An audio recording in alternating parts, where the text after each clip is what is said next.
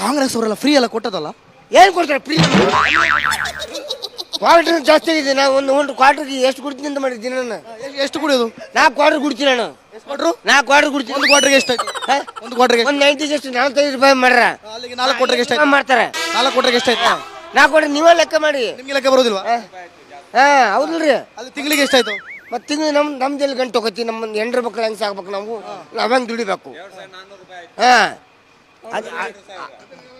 ಮತ್ತೆ ಅದು ಯಾರು ಕೊಡ್ಬೇಕು ನಮಗೆ? ನಿಮಗೆ ಅಂತ ಫ್ರೀ ಕೊಡ್ಬೇಕಿತ್ತು?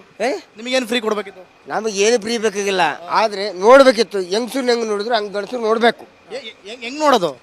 ಈಗ ಕಾಂಗ್ರೆಸ್ ಬಂದಿಂದ ಹೆಂಗಸರು ನೋಡಿದ್ರಲ್ಲ, ನೋಡಿದ್ರೆ ಇಲ್ವಾ? ನೋಡಿದ್ರೆ ಇಲ್ವಾ? ಹೆಂಗಸರಿಗೆ ಫ್ರೀ ಕೊಟ್ರು ನೋಡಿದ್ರೆ ಇಲ್ವಾ?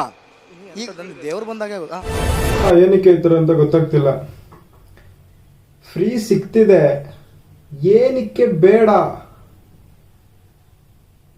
ಏನಪ್ಪ